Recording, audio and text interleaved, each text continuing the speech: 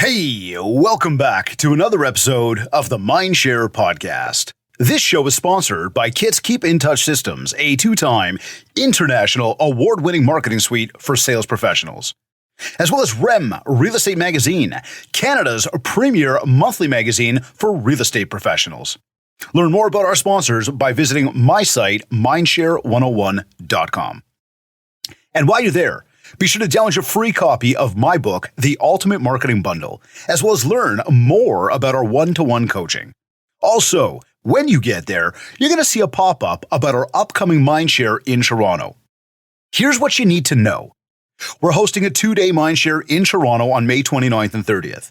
We'll be going from 8:30 a.m. till about 4:30 p.m. on both days, with an awesome night out on day one. You have the chance to be there with me and a few very special friends. We're going to deep dive into the driving forces behind what's going to propel you to your next level of success. This is one of those rooms that you want to be in. Mindset, marketing, systems, branding, communication, culture, resilience. It's going to be powerful. Be sure to get yourself registered, and so you know, we lucked out hard and had our hotel room block extended. It now ends at the end of the week, and event registration will be closing a few days after that. Your time is running out. Do not wait any longer. Today's episode is number 230. She is committed to providing unparalleled service, saying that every client has a story, and that's what fuels her desire to work her hardest for them. She says, there is something very powerful about handing over keys to a family or a couple that never thought they'd be able to own their home. Where there's a will, there's a way, and she will find it. She has the innate ability to naturally connect with people and cultivate long-lasting relationships from the ground up that is built on trust and integrity. She is also a real estate investor herself, purchasing properties long before becoming a real estate agent.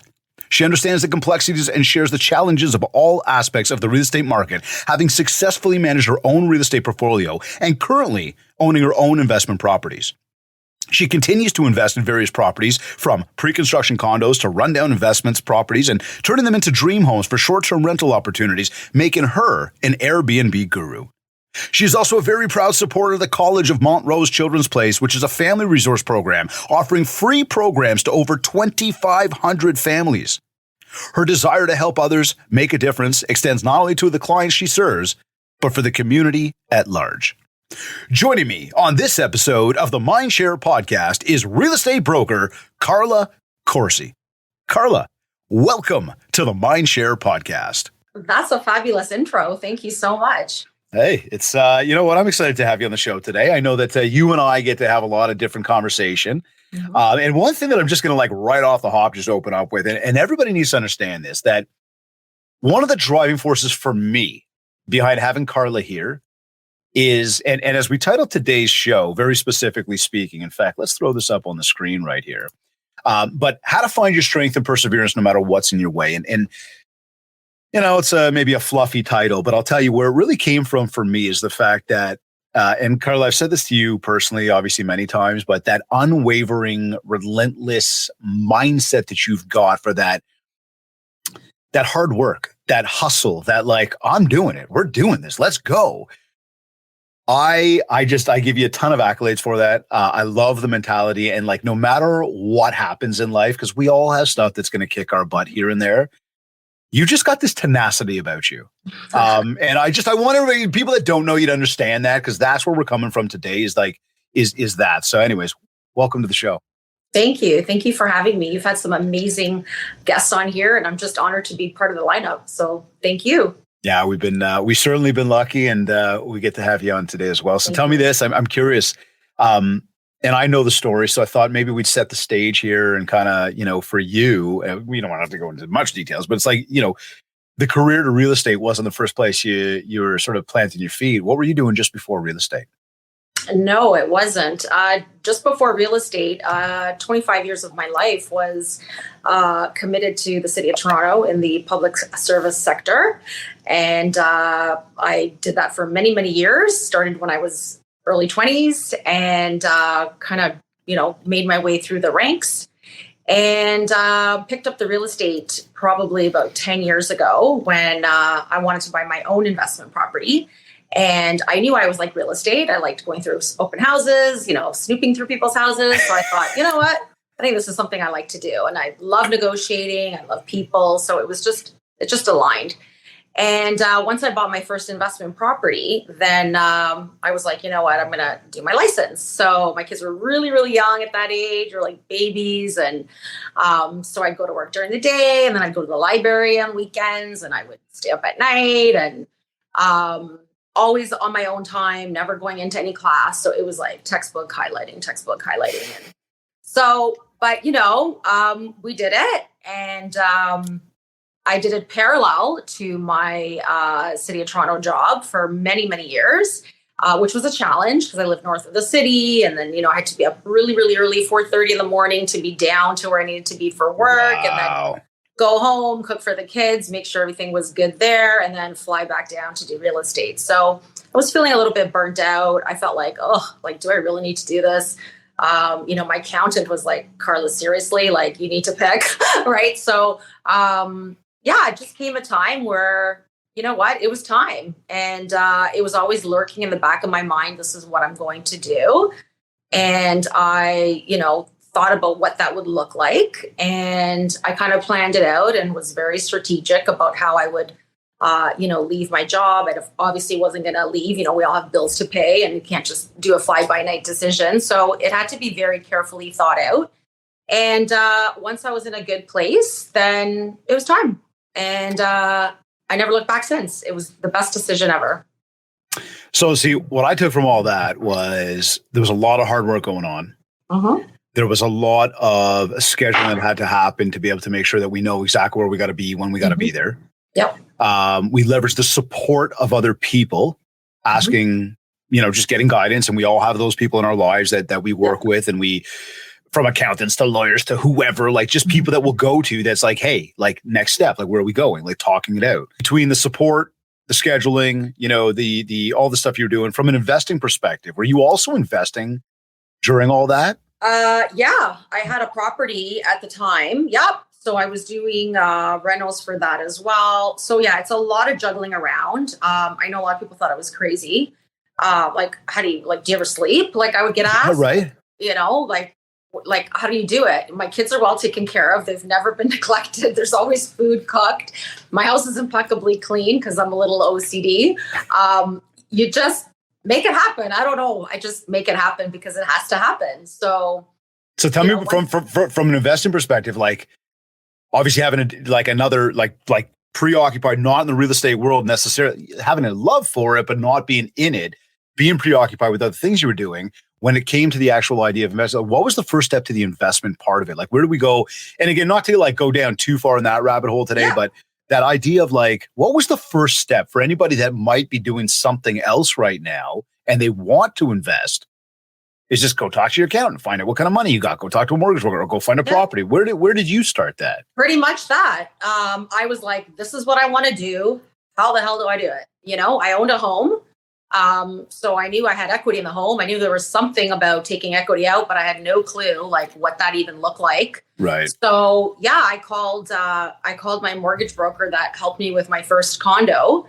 And, at that time, it was by Zoom or something. It was so many years ago. And I'm like, he's not even going to remember me. So I reached out on LinkedIn and I'm like, hey, remember me?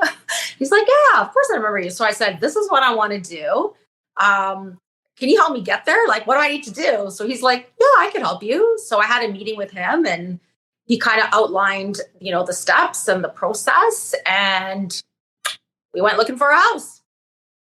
So I landed my first one in Guelph. It was a townhome. It was 300 at the time. And that didn't require a lot of work, just pulling out carpet. It was all aesthetic, easy stuff.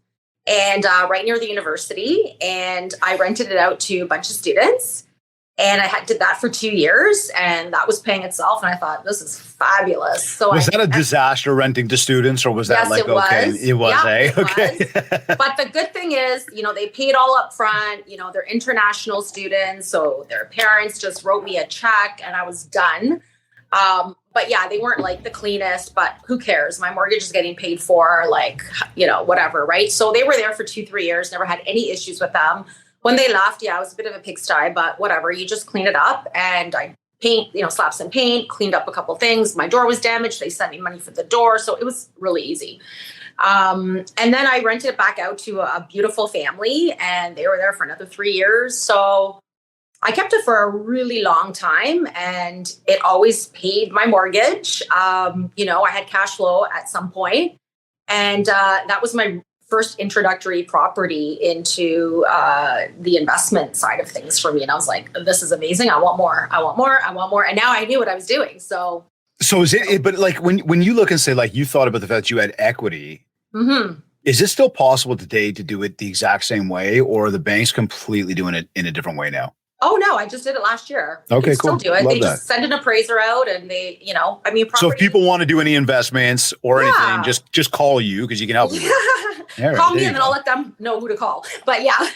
Tell me this, the transition then. So you were, again, it was like, decision time, you got to do something. We went into real estate sales. What was kind of that deciding factor? And as you sat there thinking to yourself, there's going to be a huge change for me. How did you get to that point where you're like, I am doing this? Well, you got to get to the point where you're like, I'm going to do it. Not I'm thinking about it. Because I already went through all that, right? The thinking about it. But once you're ready to do it, there's like, you're just going to do it. So you're going to find the most logical way to do it. Like, I was leaving a pensionable job for 24 years, right? I was at the height of my career. I loved my job and loved the people. It had its challenges, but that's just background noise for me. So, people thought I was crazy. They're like, I'm sure I gave my parents sleepless nights many times. They're immigrants trying to find their way. And here's, their daughter with a job like this, right? Secure. Like, they're like, what is wrong with you? Throwing it all away. They're like, is she crazy? Like, how should you pay her mortgage, right? So, but I was in my own conviction, and I was like, I know it's going to work out because I've been doing it already for so many years, and I know I have what it takes. And yeah, there's fear. I mean, I'm not, subhuman, like, of course there's fear, but sure. My desire to want a different lifestyle, my desire to have that, sky's the limit, and run my life the way I want to run my life, not get up at 4:30 in the morning because of an alarm, but rather because I want to get up. So all those things actually superseded the fear. And that's, where there's a will, there's a way, and I'm going to find it. That's basically my mentality. Like, okay, well, there's an obstacle there. Well, how do we deal with it? And let's just move on. Right. So everything is very objective. So hold on, give me, let's go back on that. Cause I think that's a moment right there to pay attention to for a second. We looked at the obstacle. We looked at the fear and the resilience, but you also balance that out by going, but what do I want? Yes. And then kind of going, well, I want that. So even though it's giving me these feelings, I know what I want. So I'm going to go for what I want. Yes. You have to have faith in yourself. Do you still have those feelings? Oh, yeah. I never look back. I mean, even when the market was like a little kind of, funny, everyone's like, do you regret just not? I'm like, no, not at all. Not at all. Because once I make that decision, I've already analyzed everything. I've already thoughtfully put all of my plans in place. So once I get to that point, there is no turning back. Like, there's no turning back. Like, failure is not an option. It's not an option. And thankfully, I've never failed at anything to the point where I was like, oh my God, what did I do? I have very few regrets in life because I take risks. They're calculated risks. And I think everything through properly. And, for the most part, I've made some very good decisions in my life and very few regrets. So that's not bad. It's interesting though, the way you say that, right? Like I make very few mistakes or the fail, like that's a mindset though. Yeah. I've made some mistakes, of course. I mean, I'm not perfect and I'm still growing. Right. Yeah. But nothing that's where the I'm point like, though, right? Is the mindset that you've got on it is like, you are confident in the decision that was made. 100%. Therefore the go forward is like full bore, as opposed to make it, waver on it, maybe don't take action on it, and then don't end up coming out with what you want from it. If it's in my head, it's going to happen. And again, to everybody tuned in, this is what I'm talking about when I said it right off the hop, is like, this is her mentality. And I love it. I tell you that all the time. I think it's strong. It's strong. So first deal, forget about the investment stuff, but I'm talking like, you got into real estate. It's like, yo, I'm here. Was it as simple as like, get your license and be like, hi? Like, where did your first deal come from? Oh, so first, yeah. So I got my license and I'm like, okay, which open house can I do? Like, I've loved open houses. I got to host it now. So a friend of mine actually, knew a realtor who was doing an open house in Vaughan. And I guess she had asked him, or I don't know how it came up. And he's like, oh, actually, I have someone that can do the open house for you. So there I was. So I did it. And it was great. I felt like I was in my element, like totally good. And I met a couple and they ended up buying the house. Oh, nice. At the open house. Yeah, but I forgot to put the pool clause in because it was the pool. So I was like, oh my God. It all worked out afterwards. But hey, first deal, pool, right? So I forgot to put the pool clause in. I was like, whatever. But it ended up working out fine. She was amazing on the other side and there was no issues, thank God. But yeah, so every time I had a pool deal after that, I was like, okay, I need to put like this, and this. But yeah, I got my first deal off the open house. And then I met another lady at the same open house where I ended up selling her house afterwards, not too far away. So it was great. I got actually 4 deals out of that because then her son bought in Kleinburg. Wow. So you went and hosted like one of your first open houses and they'd be like 4 deals. Got me 4 deals my first year. So I'm curious. I'm curious. I know, but you still host an open house, and what would you say to anybody who says they don't work? I love open houses, but I am a extrovert to the max. So I'm a people person. If the open house is dead, I'm like mad. I'm like, where's everybody? Yeah. And I make sure the realtor that is doing the open house, if it's not mine, it's already on Realtor like Wednesday. Cause I'm like, why aren't you telling people there's an open house? I love it. I meet people. Since then, I don't think I've had a deal off an open house, but I've met a lot of amazing people that are in my database, and maybe down the road there might be something, but it's just a matter of just talking to people and learning about a new area, because before you do an open house, you don't just show up and say, I'm here. You got to look at whatever's for sale, because if that house is not for them, maybe you can offer them another house down the street. So you have to do a little bit of homework there. And I don't know, it's a fun 2-3 hours for me. I love it. And it works. You meet people. So what about this idea, just on a quick note on that, when you say like, if nobody shows up, you're pissed off about it. Like, what is there anything special that, maybe not the secret sauce, but like, what do you find is the key to getting people to show up? Well, the one or two that were, it was very slow traffic, I did it for another agent. So for me, when I do mine, I blast it on all platforms of social, like almost a week before. I put it on Realtor like on the Wednesday. So people that are actually motivated buyers who are on realtor.ca, they'll see it. I send it to my database as well, so they know, because they may have people that are looking to buy in that area. I put the open house rider on the property like almost immediately, so people know Saturday and Sunday it's there. So I kind of make a big hoopla about it. I mean, I don't have a flag, some people have flags all over. I don't have that. Right. But I think I put the notice in on platforms where I think it's relevant and it matters, right? Because the big flag on the lawn is just going to flag neighbors, right? So, and they're not bad either, but I'd rather get people cruising on Realtor. I'd rather get social media. I'd rather do those types of platforms as well. And if I have time, I'll let the neighbors know, knock on the door. If I have to. I know I'm supposed to do that. If I have time. Well, yeah, it's always a good thing to do for sure. My coach tells me I need to do that. Yeah, right. So here, tell me this. When you, or if I ask it this way, like, and we talked about the transition and that idea of like not having to get up because of the alarm, but getting up when you want to, but like getting up based on the fact that you run your own business, right? So, when we look at that and go like, what's been the hardest thing about going out on your own to start a business and have to concentrate on literally so much more than like just showing up for work every day. Yeah. What's been the hardest thing about that? That's a big one, and it's a real one, because remember, with my job, I just show up and get paid, right? Not every day. That's what I say all the time. Not every day you're on, right? Some days you're on, some days you're not. Some days you don't want to talk to people. Some days you're whatever. Yep. But I just have to show up, right? It was easy. Some days. Now, what the struggle that I had transitioning was structure.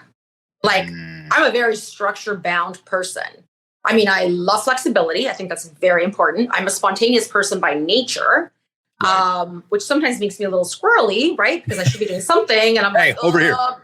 But I want to do that, right? So the structure part of it was the hardest part, like just establishing that routine, right? So for a bit, I was waking up at 7, and I'm like, 7, like day's done for me. I need to be up at 5. So I had to kind of find my way and mindset, right? Like, you know, I don't belong to a team, right? I'm a lone wolf. And sometimes that could be a lonely day if, you know, you're not out with people, like, because I thrive on people. So that's also a challenge. Whereas with my other job, it was very social. I worked with amazing people, you know, like I'm always chatting with somebody. So that was a bit of a struggle too. So I was going to ask you about that. Like, talk to me more about the mindset side of things. Like for anybody that, look, when let me say this, set the stage here a little bit. Like we're entrepreneurs.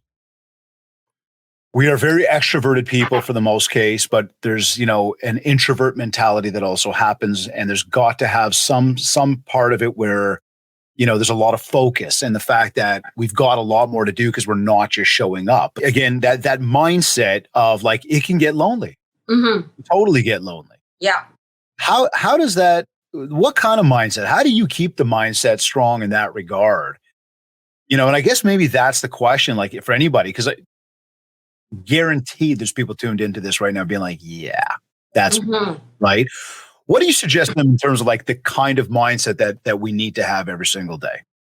Well, first off, I wake up early. I'm up at like 5, and, you know, have my coffee before the kids are up, kind of have my little, you know, wake up time. Sometimes I read, sometimes I have my little mantra cards, you know, I kind of get my mind in gear for the day. I already know what's happening in the day, kind of, sort of, because it's in my calendar. Go to the gym, right? So calendar, yes. Go to the gym. And so that kind of primes me, right? Either the gym or a run. Like I just don't dive into work. I book things. So I book if I'm going to do a property showing, or if I'm going to door knock, or calling I don't like to do. I'd rather door knock all day long. So I door knock because it's interacting with people. I'll meet with, you know, some realtor friends, right? They're, you know, that's always a great way to kind of, that are also kind of lonely realtors. And we bounce ideas off each other, and we kind of collaborate a little bit. I'm just always trying to meet people, even if they're like clients or if their friends turn to clients, always trying to have that interaction. I find that interaction at some point. I've got a great group of friends. So, you know, that is super important for structure. That's a major outlet for me. And of course, my kids keep me busy, you know, taking me to hockey and soccer and, you know, all of that. The sports world, for sure. A lot of interaction there. So yeah, if I go a day without talking to anybody, like that is a sad, miserable day for me. And thankfully that hasn't happened. So I've been good. But the effort to go in and making the conversations is part of the whole mindset thing. Is like, you gotta, like, we could sit back and just wait for things to happen, and we could go sit, we can get out there and make it happen. You're making it happen. And that's part of keeping the mindset sharp. And I talk to everybody. Right. Like I talk to people at the restaurant. I'll talk to someone in an elevator. Like I talk to anybody, you know? So come back to the learning thing for a second. You start the day with some learning, you know, the gym you mentioned. Yeah. Look, you know, from my message, like I preach, like read, like feed your brain, do it once a day, spend 30 minutes. You're obviously putting a lot of emphasis on it in a day.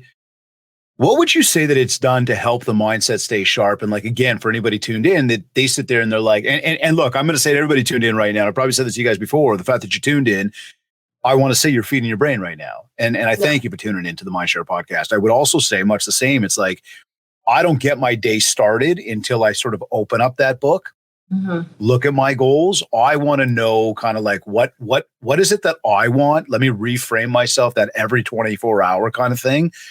And I just look at it as like, sort of my own secret advantage, right? Because it's like, if I'm resetting every 24 hours and you're barely resetting, guess who's going to win that race? You know what I mean? That's kind of what I keep reminding myself of. But to me, it's important to feed the brain. It's important to learn. So what would you say to anybody who's like, well, I don't have the time, or, well, I know, but, and they give you some sort of like excuse, like, why so important? I love reading. I have like so many books on my night table. Sometimes I read 3 at a time because I squirrel out and I go back and forth, but I end up finishing them at some point. Like right now I'm reading one called The Comfort Zone, and it is like such a different way of thinking that it's like kind of got me stimulated a little bit because, what are we taught our whole life, right? Everything's outside your comfort zone. Right. And this book's saying, no, it should be in your comfort zone. So it's a different perspective. And I'm like, that makes sense, right? So I'm always reading, whether it's entrepreneurial type books, whether it's, real estate related books, whether it's self-growth books, a book like that, just anything that I can take something away from. And like you said, it just fuels your mind. And I find like life gets a little stale. Well, maybe not stale. That's not maybe the right word, but your mind becomes stale when you're not kind of dumping things in that basket. Yeah, just even a couple of pages. I do a couple of pages in the morning. I do a couple of pages at night. I take my book with me thinking I'm going to read during the day. Like, what a joke. I don't have time, but I carry it with me with the intention. But yeah, that doesn't happen because I'm not on vacation. So, but I think it's so important. And you never know. You may get like aha moment, when you're reading something. So, I mean, I read one at the Atomic Habits. But I didn't care for that book. I know it's a popular one, but for me, I didn't care for it. So I didn't finish reading it. But you have to find something that resonates with you and that you can finish. And I mean, there's a lot of wisdom in those books and there's a lot of perspective. That you just said it though, right? Like comfort zone. Like we've been taught to stay outside of our comfort zone. Like, go outside to have success. You're like, no, I'm reading that it's all in. And it's why be uncomfortable? But there's nothing wrong with either side of those opinions. It's like, what are you taking from it and how are you processing that? Yeah. And then how are you applying it? And that for me is why I push read. Yeah. Because Atomic Habits, very popular book. Yeah. Whether you liked it or didn't like it really doesn't matter. It doesn't matter. You sort of get a perspective and then it's like, okay, go read another one.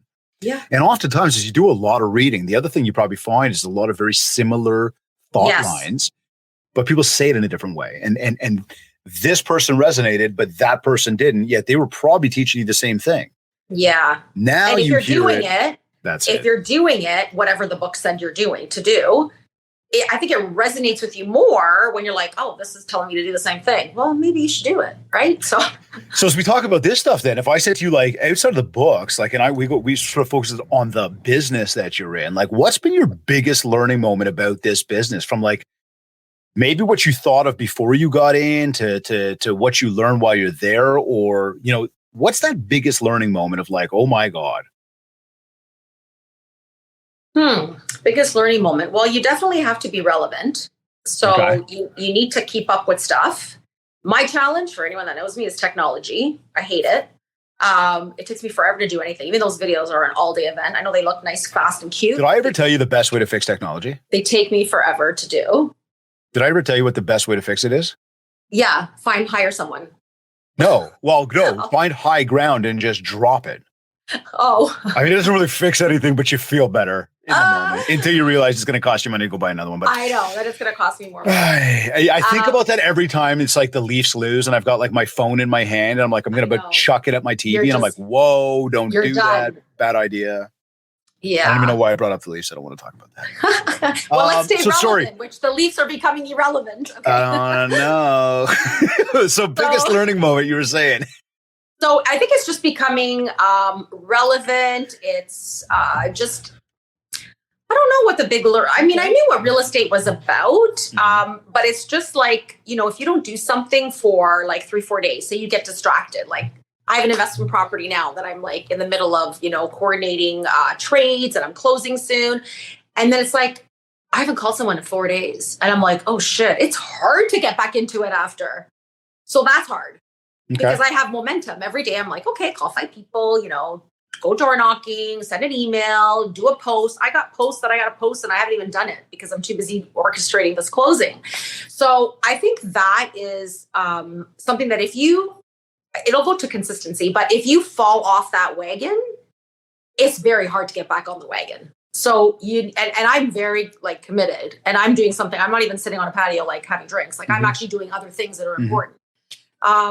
So that I think is like wow, like it just 2 days, 3 days. If you don't do something, how far behind you become. And your mindset would get really screwed up because now you feel like, oh, I didn't call 5 people. My week's done. It's like, it's actually not done. But and this is where we come up with a lot of those systems and that structure. Yes. And like, I say it all the time. And listen, I use it 110% for myself as well. It's like that discipline to continue to push and do. The reason I apply it every day, even when I don't want to, is because I know that it's going to set me up for the next day. So that even if I do wake up on the wrong side of the bed or have that conversation that didn't go the way I wanted it to or whatever, it's like, yeah, you're busy, but like, here's your structure. Yeah. Stay focused, right? And it gets me back on the track. So like, what would you say to anybody then who just got started in the biz or somebody who just wants to go next level? What maybe piece of advice would you give to them off that then, based on what that learning was? Well, our number one job as realtors is to prospect and talk to people, right? So, I mean, there are days too where I wake up and I'm like, what am I doing today? And that's a really scary feeling to have because you need to do something. But if you plan it all out, like today I'm going to, door knock like a street. I'm going to print out 30 flyers or door hangers or letters, and I'm not leaving until I give these 30 letters. That's easy. It doesn't take you much to just walk for 30 doors, right? Knock on the door, introduce yourself, whatever. Call 5 people in your database. Like if you write those things down every single day, it's not going to take much thought energy. Like you just look, 5 people. I'm calling, So I think the most important thing is like the planning for sure, 100%. Write it down because the next day you might have it all in your brain, but then the next day you wake up and you're lost. And then, the day still runs and the worst feeling is feeling that unproductive day where you just blew the day away. Right. So that is horrible. What about when it comes to prospecting then? What's something that you might say, I wish I knew that sooner? Door knocking's not that bad. Okay. Told you all. I like door knocking. Said it. I don't know. And I've met people on the street and they talk to me after. I end up having sometimes I have to cut the conversation short because we end up talking for so long. And I'm like, well, that took up 20 minutes of my time. And they'll say to me, you don't really seem like the type that, needs to door knock. And I'm like, I like door knocking. Look, I just met you. Like, it's fabulous. So it is. And you know what? Thankfully, I've never had anybody slam a door on my face. Probably because I go up so smiley. I think they'd actually feel like shit if they did. But if you go up with a good disposition, it'll be fine. It's just a person at the door and if you're feeling off that day, it's just not right. And you'll know, I've had the intention of going door knocking and I started walking and maybe I got a couple of people open the door. They weren't very pleasant or nobody was answering the door. I just didn't, I'm like, I'm leaving. I'm going to do this. And I'll go home and I'll just end up calling people. It's just not my day because I think you'll emit that vibe and you'll give off that energy. The energy. So just call it a day and do it, when the sun's shining or something, when you feel better. Okay. So what we wish we knew sooner was that door knocking wasn't that bad. It's not that bad. No. I'm going to reinforce it again. I've met a ton of people. Yes. Yeah. 99% of the people that do it. And it's only about 4% of the people that I've asked actually do it. So that the percentage of people doing it is very, very small. Yeah. But 99% of them say they see business. So as somebody might sit here listening to that, being like, there's no way in hell. Yo, that's okay. You don't have to. The fact of the matter is it works. And I hear it from more than 9 out of 10 people who do it, that it works. And so that's why I don't waver from it. And I say to everybody, get out there and do it. Now, I would say the same thing then and ask you a different question and go, what are the people who I guess maybe the people just coming into the business now, okay? And I'm talking just you're new to the business. What are they so wrong about? If they have this type of mindset, it's just not going to work out in this business.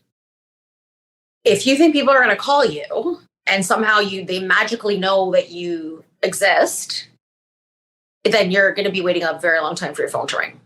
So you need to like get your social media up, because whether you like it or not, it's just what it is. I've met so many people on Instagram, so many people on Facebook that ended up being clients of mine. Ended up having a great professional relationship. Like, there's normal people on social media, and not everyone that's messaging you is a creep. Like, there's normal people. And it just gets the interaction going. Like, I'll post, a friend's house, or, another realtor in my office, a property, and I'll have people asking me about the property. Well, now, like, they're asking because they're a potential buyer, right? So It's not my listing, but I could have the buyer side. And then now you've just interacted. And if you ask the right questions, and if you engage that person properly, that could be a potential client as a buyer. So you have to even treat your Facebook, your LinkedIn, all your social channels, you have to treat them almost like a little mini CRM, like a little database, because it's not just the door knocking. Like, you can't be just like a one trick pony, right? You got to have different outlets and nurture all these different outlets. So if nothing at all, just start an Instagram page. If you're still not comfortable with just show your face, right? Not doing automated, little videos and stuff, because no one cares about that. I know I get a lot more engagement on my posts when it's me and video and whatever, rather than me just posting something. Huge engagement, huge difference. It's like not even noticeable when you just do a post. Would you say that you're posting? I got to word this properly. Would you say the posting is more important than the conversations? The conversations are more important than the posting. One is more important than the other. They both go hand in hand. Like, if you had to choose one, what would it be? I guess what I'm doing is jumping off this for a second here for anybody, because I think it's a good point, right? I think that you can't be a one-trick pony. No. I think door knocking's great, and it's an in-person thing. Mm-hmm. I do believe that as much as social media has become a serious distraction for many people, there are some very, powerful ways, productive ways to use it if done properly. Yeah. One thing I've learned is that posting is one aspect of it. Mm-hmm. The conversations are completely different. And this is why they call it social media. So you can be social with people, right? Yeah. And what are you doing? Like, when you're going through, are you, hey, nice puppy? Hey, where are you? Like, are you just posing questions to even some random people that like posing questions? Yeah. I mean, I'm not going to be fake about it, because I don't have time for that either. But I mean, if someone is like somewhere and they didn't put where they are, I'm like, that looks amazing. Where is that? I don't know. It's just a simple question. I mean, I know them, but they're on my thing. And then they'll reply back, oh, I'm in so-and-so. And I'm like, oh, that's nice. Are you on a cruise? But I'm just a normal talker. So for me, it's easy. But back to your question about, is posting more important or engaging? So they're both important, but you can't just post and then go away for the entire day, because I'm not a technology person by no means, but something about the algorithm, I don't think it does anything for you unless it's going to think you're a robot. So you have to, I mean, if you don't like talking to people, then maybe you're in the wrong profession. I don't know, but you need to interact with people. But I do it naturally, because like, if someone's birthday's there or someone's dad's birthday, I just happy birthday to your dad. I don't know, it takes 2 seconds, right? And then it's reciprocal. People know that you exist. Oh, Carla. Oh, so if they've missed all your posts inadvertently, they'll know that you're kind of still there because you've commented on something.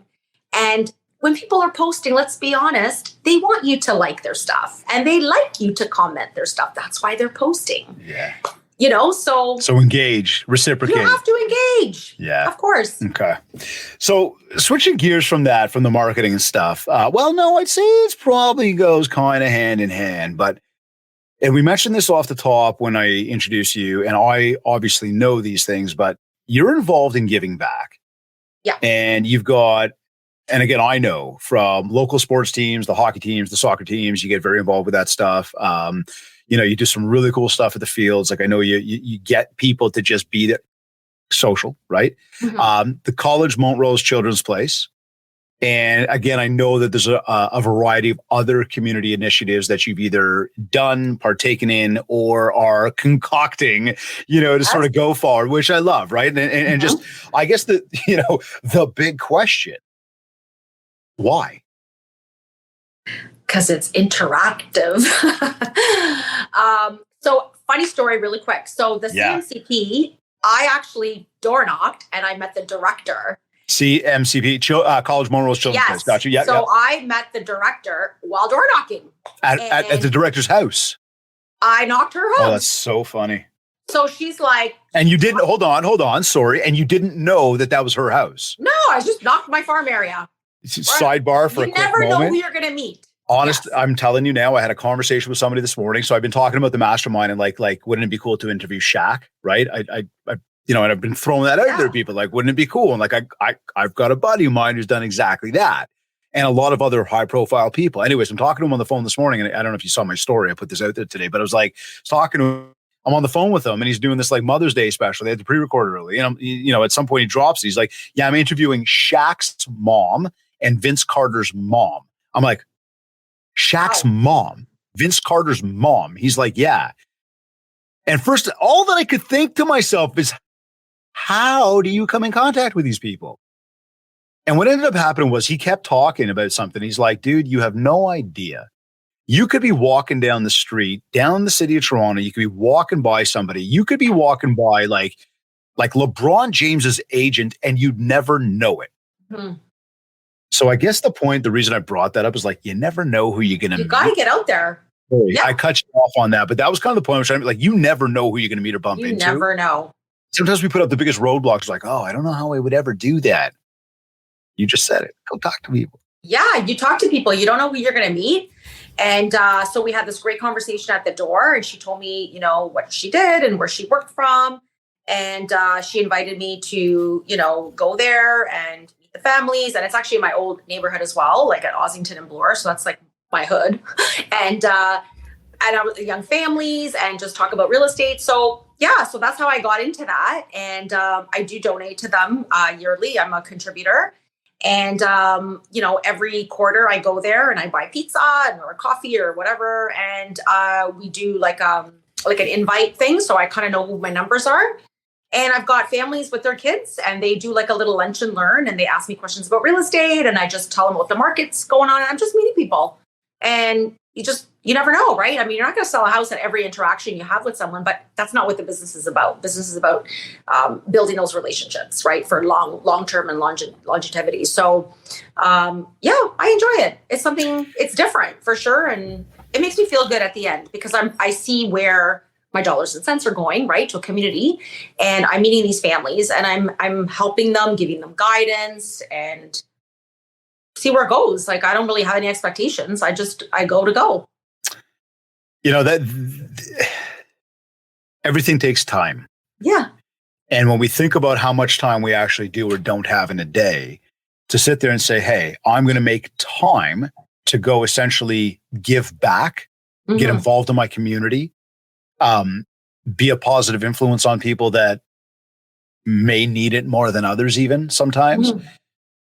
We always ask, where do you get the time or how but that's why I was like, why? Because I think the deeper meaning to that, the deeper part, which is what you just explained about giving back, about being involved, about helping people, like that for me is what the big part of, fulfillment is, happiness is, joy, right? Is really being able to be there and help others kind of accomplish. Because let's go back to what you said a few minutes ago there too. Like it can be a really lonely business. Yeah. And you're by yourself and you're doing you. And if you're always by yourself doing you, focused on you, that's all you're really ever focused on. But the minute you do focus on others and look to help others and all that positivity, it's just incredible how it really, the universe brings it back in spades. For sure. And I mean, I think that's the coolest thing. So 100%. Yeah. I want to kind of switch gears here a little bit, if I can, for a few minutes. So probably, I don't even know, a year ago, 2 years ago now, I'd have to check the notes, but you decided it was time to hire a coach. and I wanted to kind of just throw it out there and maybe not get into the depths of what we were struggling with or exactly what wanted to be solved. But I think it's I guess what I'm trying to do is get into that mindset there of what was going on in the mind prior to doing that? What was it that almost got us to that point of going, I know I'd like to get some help, or I know I'd like to have somebody to talk to about something or whatever, the thought process was. But then there's that next step of, I got to make the leap. Because I mean, we talk to a ton of people on a regular basis that might say, yeah, like I want to do that, or I know I need to. And then people won't pull the trigger. And again, I come back to you, right? As we started off the top today, your drive, your determination, like to me, without even having to ask you, I kind of get it just as like you, the personality, why you did it. But I'm just curious, maybe kind of making it on a spin from like anybody who's sitting there going like, thought about it, you know, I'm thinking like what made you decide to like take that step? Well, I mean, like you said, I do have the motivation and the drive. So I don't need help in that aspect of it. Right. Because I am self-motivated and everything I've done so far has been on my own. So, but you reach a point where, you think about it and you're like, am I missing something, to get to that next level? And, I came to realize when I was contemplating it that, like all-star athletes have coaches. Right? Do they need them? Probably not. There's super top real estate, top producers that have coaches.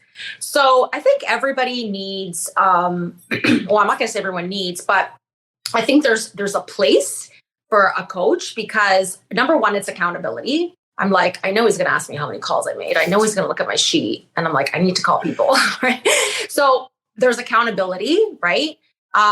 There's, with you, like if I have because my brain spins like a mile a minute every hour of the day. So if I wake up with a thought and this is what I want to do, I think for you, because we're talking about you, you kind of break down that process, right? So again, you're like the mortgage broker. Okay, I want to do this, but how do I get from here to here, right? So you're the guy, right? I'm going to text and you're very good at texting back, right? So, so the coach is really helpful in those situations where, okay, you have the ideas. It's not like I lack ideas, but I just don't know how to put them in motion or what is that going to look like? Or should I even bother doing that? Or, this came back this way, like what the hell, right? So I think it's instrumental. And I think it's part of any professional space. I think everybody has a coach, right? That I've come to learn anyways. Like I said, athletes have coaches, singers have coaches. I'm sure J-Lo's got a coach somewhere. Oh my God, right? Like you figure.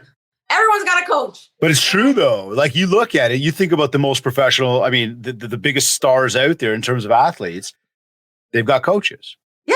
You think coaches. About musicians, they got coaches. You think about celebrity, like we see it everywhere, right? Yes. So, and it's having somebody there to, like you said, though, push you, motivate you, hold you accountable, make sure you're doing the things you need to be doing. Like all that is what I think helps any of us get to our next level. Yeah, exactly. Right? Because you can ask your friends and you can, but it's different. They're all good. They're going to think you're wonderful. If you have good friends. My friends think I'm amazing. It's funny you say that because I've said that too. It's like you go talk to a friend of yours and they're going to, you're like, but you talk to somebody who's like got a vested interest in like your productivity. And that is a different conversation. Different. Right. That is like pure bare bones. So, okay. So you're in this thought of like, I'm going to do this. What was your next step in your process? And I'm not curious of like, for me, but I'm saying for anybody that's again, kind of on that fence, what steps could they take to go and again, this is not a like, let's promote me. This is a, what steps could anybody take to like maybe kind of go down that road of going, what should I do to start my search? Where should I look? Do I just go online? Do I talk to a friend? Is talking to a friend the right thing to do for this type of thing? Like, what's your thoughts? No, so that's not the right way. Okay. For me, again, I find ways, right? I'm always finding. I'm very resourceful. So you have to be resourceful. And again, that's the business that we're in, right? So you got to be able to find stuff that no one else can find. Right. So what I started doing right off the hop. That's a great point. Connecting with you. is I started listening to podcasts. I don't remember who else I was listening to, but I listened to a bunch of different, podcasts, right? While I was running. Some were good, some were okay, whatever. And then I stumbled on yours. So I kept listening to yours. And, then you had different guests on there and then I would follow them. So I kind of, again, I do everything strategically. I don't jump in. That is so cool because now you're here on the show. I think that is just a cool spot to start the journey. That is wicked. I was like, wow, that's so cool. And you've had some high Yeah, we've profile. been lucky. So We've been really lucky. I commend you for that. Yes. So, Thank you. anyway, so I was listening to your podcast for a very long time. And, I'm like everybody else, you kind of throw money, and you're like, you don't really know where you're going to throw it and if it's going to stick. Right. So I'm like, I'm not rushing into anything, because I did coaching with another, remain nameless, but it was like, I wasn't getting anywhere. Okay. And so it was like for a year. And I was just like, I felt like it was just a blah, blah, blah, blah. Like I took over the call. Like, I was like, can you believe that? No. So I left there going like, okay, what happened? Nothing. All right. So I was like, forget that.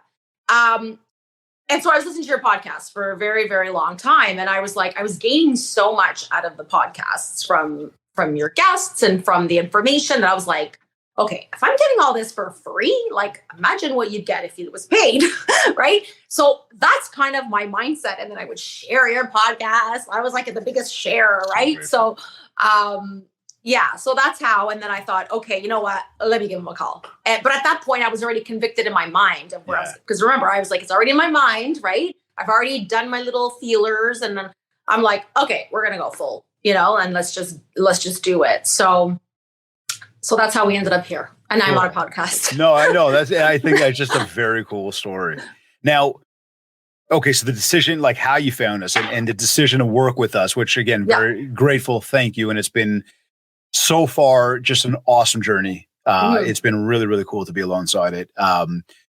In terms of the conversations, like you mentioned the conversations, you mentioned like the text line, like in terms of the conversations from call to call, maybe can you give people insights into like what the experience is like not what we talk about, but like that just what could people expect from that maybe? Well, you need to do your tasks, right? They're not going to get done on their own, Oh yeah. Like you need to get them done because you can have all the coaching in the world, pay all the money in the world. And if you don't do what you're supposed to do, then I don't think you're a unicorn with a magic wand that's just going to bring deals to people's doors, right? Like you have to put in the work. Yeah. So you can expect to be giving them a plan, right? Like a marketing plan, like that was super helpful for me, a business plan, because I have everything in my head. I don't have it written down, right? And then, when it's in your head, it kind of comes and goes. Right. But we brought that all to life and like put that down. So we brought it all to life, the business plan, the marketing plan. I do the kits as well, which is amazing. And in terms of like dollar wise, I did do another company, which I'm also not going to name. Nope. Yep. I did another company and dollar for dollar, like, it's worth it, like all day long. The calendars, I got calls from it. It was great. So the marketing aspect is fantastic. So it's almost like a whole system. Like it's a nicely tucked in system that all complements each other. So I think for anyone listening, it's totally worth exploring for sure. Very cool. And the text line you mentioned earlier was you find that's got some good help value. Yeah, to it. for sure. Because you don't want to wait a week and a half to ask a question that's happening like right now, right? So even though you don't answer right away, it's almost like, and you don't expect to, obviously, but at least it's there. It's out of my head. It's there. And when you get the answer back, then you don't have to wait that extra like 2 days, 2 weeks, or whatever it is for your next call. Yeah, no, that's cool. And thank you for sharing that. Like, so if anybody's on the fence about coaching, and I guess you shared that with them, I think that one of the big messages there, and again, I'm going to say to all of my listeners, and I thank you again for tuning in regularly.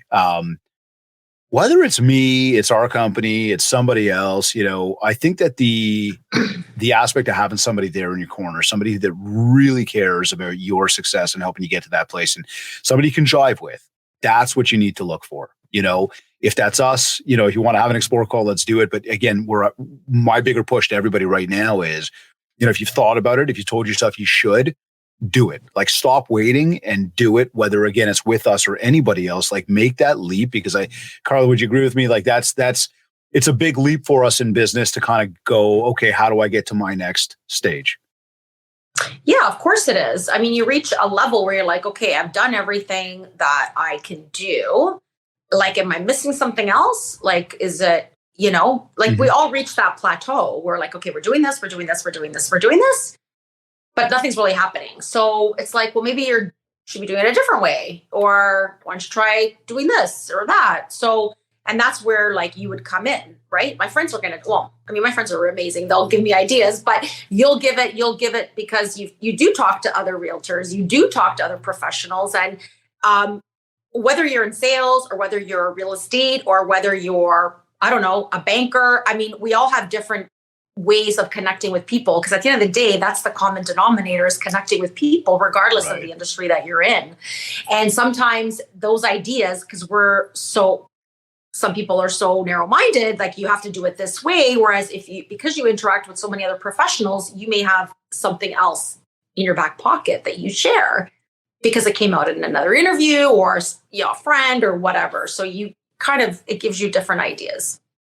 Look, this comes back to the feeding the brain, like we talked about before, and just trying to stay sharp and the mindset and everything else, and the path to success. So, that brings me to this question of, it's the end of the day for you. You've gone through, you've done everything you need to do. You're calling it a day, basically, and now it's the look back or the thoughts. How do you know it's been a successful day for you? I like having a bunch of things making it a successful day for me. One is always involving people. So if I had an interaction with somebody, if I met somebody, if I was able to help, if I can give someone guidance, if I motivated somebody and they let me know that, something simple. It doesn't have to it's not like if I sold a house, that's takes you forever to do that, right? But just simple everyday things. Like if I affected somebody in a positive way that made them turn the direction or gave them some food for thought. I mean, for me, that's a great day. Interacting, right? Anything to do with people. And of course, my kids, like if I, steal some time to do something with them, I'm at home with them, I'm doing homework, with my daughter or my son. I'm watching a hockey game with him and watching him skate. I don't know, those little things too. That makes it a very wholesome day. And that's what I'm grateful for, is those little moments, It's not the big things. It's always the little things. Again, something we all need to really internalize. Yeah. So give us some final words, anything that you want to share with anybody that will help them get out there, stay stronger from a mindset perspective. Of course, build the mind share so that they get more market share. Just some parting words here for all of our listeners today. Well, I think the biggest thing is everything really is on the other side of fear. Fear of failure, fear of what people are going to think, fear of, what people are going to say if you do this versus that. And that's really background noise. That's hindering your ability to move forward and propel. And I think you really need to live for you, not what society tells you to do, not what your family is expecting you to do. But if you feel it and your head can conceive it, then you can make it happen. And you'll find that way, because where there's a will, there's a way. And if you make excuses, then you never really wanted it to begin with. Great advice. Where can people find you if anyone wants to connect with you after this show? Oh, I'm everywhere. Instagram, Corsi Properties GTA, Facebook, Carla Corsi, my website, carlacorsi.com, phone number's there, and I'm everywhere. Yeah, Twitter, everywhere. Awesome. I want to encourage everybody, definitely check her out, follow her on Instagram. And again, you can punch in Carla Corsi, check her out online. Definitely has an awesome social media presence. You do some great stuff with video. I know how much you care about your clients and how hard you work. So I would encourage anybody that is in the industry to connect as a maybe networking opportunity, as well as anybody else beyond that might be looking for some assistance. Carla is absolutely awesome, and I can definitely vouch for the fact that she is a very, very hard worker. So, Carla, thank you. It's been an absolute pleasure having you on the show today. Amazing. Thank you so much for having me. I'm so honored. You bet. You're either listening to this on one of your favorite podcast platforms, or maybe you went to my website, mindshare101.com. And while you're there, be sure to download your free copy of the Ultimate Marketing Bundle, our 31-page ebook, including your free 90-day social media content calendar to help you build more mindshare so that you get more market share. A reminder as well that if you want to talk about personalized one-to-one coaching an in-person keynote talk for your upcoming event, and or ongoing virtual training. Just get in touch with me and we'll set up a consultation call to learn more about what you're looking to achieve and how we will help you do just that. Also, make sure to get registered for our small group mastermind taking place on May 29th and 30th in Toronto. This is going to be 2 powerful days of collaboration, networking, and problem solving. Don't forget to leave a review of this podcast at www.ratethispodcast.com/Mindshare101 and connect with me on Facebook at Mindshare101 and on Instagram at David Greenspan 101. I want to thank Kids Keep in Touch Systems and REM Magazine for sponsoring the Mindshare podcast. Be sure to visit our site to learn more about what these powerful companies will do to help you grow your business. This has been another episode of the Mindshare podcast. Thank you for tuning in.